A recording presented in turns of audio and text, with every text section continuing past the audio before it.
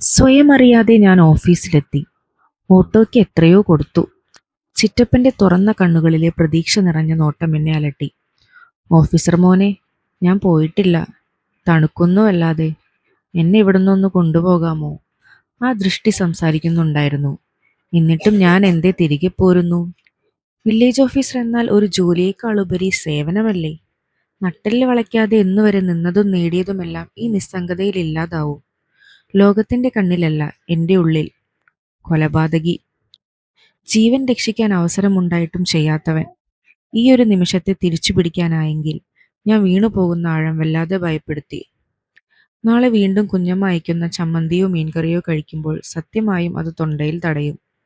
മുന്നിലിരിക്കുന്ന ചുവപ്പുനാടകളുടെ കുടുക്കഴിക്കാതെ ഞാൻ തളർന്നിരുന്നു. ഒരു നിമിഷം കുഞ്ഞമ്മയുടെ ചോദ്യവും അതേ തുടർന്ന് ഞാൻ കണ്ടെത്തിയ സത്യവും ഒരു സിനിമ പോലെ മനസ്സിലോടി. വീണ്ടും ചെന്ന് ആ മോർച്ചറി സൂക്ഷിപ്പുകാരൻ്റെ കാല് പിടിക്കാൻ തോന്നി. അല്ലെങ്കിൽ ആ വില്ലേജ് ഓഫീസറുടെ അധികാരത്തിൽ അയാളോട് സംസാരിച്ചു കാര്യങ്ങൾ നീക്കണം. അപ്പോഴും പക്ഷേ അന്വേഷണത്തിൽ നിന്ന് ഒഴിവാകാൻ കഴിയില്ല. എന്തുകൊണ്ട് അങ്ങനെയൊരു സംശയം? തെറ്റായ മരണസ്ഥിരീകരണം. ആദ്യം പോയപ്പോൾ എന്തുകൊണ്ട് ചിറ്റപ്പനെ രക്ഷിച്ചില്ല? ഇനി അഥവാ താമസിച്ചു പോയതുകൊണ്ട് മരിച്ചു, അല്പം മുമ്പേ ആയിരുന്നെങ്കിൽ രക്ഷപ്പെടുത്താമായിരുന്നു എന്ന് ഡോക്ടർമാർ വിധിയെഴുതിയാൽ ഞാനും മോർച്ചറി കാവൽക്കാരനും അഴിക്കുള്ളിലാകും. തല പെരുത്തുയരുന്നു. തീവണ്ടി ഇരുമ്പുന്നത് പോലെ ചിന്തകൾ ആർത്തലച്ചു വന്നെന്നെ വിഴുങ്ങി. എല്ലാ ഓഫീസിലും എന്ന പോലെ വില്ലേജ് ഓഫീസിലും വിവരങ്ങളും വിശേഷവും എത്തിയിരുന്നു. ക്യാബിന് പുറത്ത് പ്യൂൺ ജാനകി പറയുന്നത് കേട്ടു. പെട്ടെന്നായിരുന്നെന്നേ, ഉമ്മറത്ത് പത്രവും വായിച്ചുകൊണ്ടിരുന്നതാ. ഇത്രയേ ഉള്ളൂ മനുഷ്യന്റെ കാര്യം. മോളുമായിട്ട് പിണക്കില്ലായിരുന്നോ? ആൺമക്കളെ കൊണ്ട് പറഞ്ഞിട്ടെന്താ? ചത്തപ്പോ കൂടെ നിൽക്കാൻ ആരുമില്ലായിരുന്നു. എനിക്ക് വിളിച്ചു പറയണമെന്ന് തോന്നി ചിറ്റപ്പൻ ചത്തിട്ടില്ലെന്ന്. എല്ലാവരുടെയും വാക്കുകൾ മുറിച്ചുകൊണ്ട് കൊടുങ്കാറ്റ് പോലെ പോയി ആ വിറയ്ക്കുന്ന ദേഹത്തെ രക്ഷിക്കാനായി ഞാൻ ചാടി എഴുന്നേറ്റു.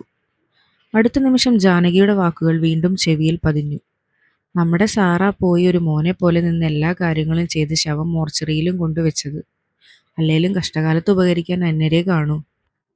വീണ്ടും ഞാൻ ആ പടുകുഴിയിലേക്ക് വീണു. വില്ലേജ് ഓഫീസ് നിൽക്കുന്ന 6-ാം വാർഡിലെ 13-ാം നമ്പർ വീട്ടിലെ തങ്കം ഉച്ചയ്ക്ക് കഴിക്കാൻ ചക്ക വേവിച്ചതും കടുമാങ്ങയും കൊടുത്തു വിട്ടിരുന്നു. തേൻവരിക്ക കായ്ച്ചതും വിളഞ്ഞതുമെല്ലാം തൊട്ടപ്പുറത്തെ വസ്തുവിൽ സർവേക്കല്ല് നാട്ടാൻ പോയപ്പോൾ കണ്ടിരുന്നു. സ്നേഹത്തിന് ഇങ്ങനെയും ചില മാനങ്ങളുണ്ട്. വാട്ടിയ വാഴയില പൊതി തുറന്നപ്പോൾ കൊതിപ്പിക്കുന്ന മണം ഓഫീസ് മുഴുവൻ പരന്നെങ്കിലും ഒരു വറ്റുപോലും കഴിക്കാൻ എനിക്കായില്ല. ഒന്ന് രുചി നോക്കി നിന്നിച്ചില്ലെന്ന് വരുത്തി പൊതി അപ്പാടെ ജാനകിക്ക് കൊടുത്തു.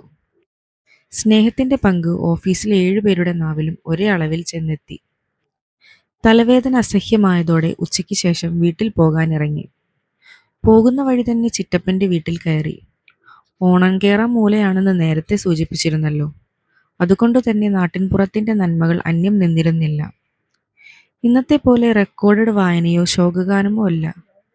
ദേവീക്ഷേത്രത്തിലെ ശാന്തിക്കാരൻ ദീപൻ രാമായണം വായിക്കുന്നു. നാട് മുഴുവൻ ആ വീട്ടിലേക്ക് ഒഴുകിയെത്തിയിരുന്നു. രാവിലെ കണ്ട മാമൻ കാര്യസ്ഥനായി എല്ലാം നിയന്ത്രിക്കുന്നു. മഴയ്ക്ക് സാധ്യതയുള്ളതുകൊണ്ട് പന്തലിടാൻ ഏർപ്പാടാക്കി. വാടകയ്ക്കെടുത്ത പ്ലാസ്റ്റിക് കസേരകൾ മുറ്റത്ത് നിരത്തിയെടുക്കുന്നു. തെക്കേപ്പുറത്ത് നിൽക്കുന്ന മാവിൽ വെട്ടുകൊള്ളുന്ന ശബ്ദം എൻ്റെ നെഞ്ചിലേക്ക് ആഴത്തിൽ പതിച്ചുകൊണ്ടിരുന്നു. ഒന്നും മിണ്ടാതെ നിന്ന എൻ്റെ അടുത്തേക്ക് വന്ന അയാൾ പറഞ്ഞു, തിരുവനന്തപുരത്തുനിന്ന് ആൺമക്കൾ രണ്ടും എത്താറായി. മോള് ബോംബെന്ന് തിരിച്ചിട്ടുണ്ട്. വിമാനത്തിന് വലിയ ചെലവാ. തൽക്കാലിൽ ടിക്കറ്റ് കിട്ടി ട്രെയിൻ കയറിയിട്ടുണ്ട്. നാളെ ഉച്ചയ്ക്ക് കൊച്ചിയിലെത്തും. അവിടുന്ന് കാറ് പിടിച്ച് വൈകുമ്പോഴേക്കും ഇങ്ങെത്തും. കാര്യം പിണക്കമൊക്കെയാണെങ്കിലും അവസാനമായി ഒന്ന് കാണുന്നെങ്കിൽ കണ്ടോട്ടെ. അതാ ഞാൻ തറപ്പിച്ചു പറഞ്ഞത് അവള് വരട്ടേന്ന്. അതുകൊണ്ട് നാളെ വൈകിട്ട് മൊബൈൽ മോർച്ചറിയിൽ ഇവിടെ കൊണ്ടുവന്ന് വയ്ക്കാം. മറ്റന്നാൾ രാവിലെ ശവദാഹം നടത്താം. എന്താ?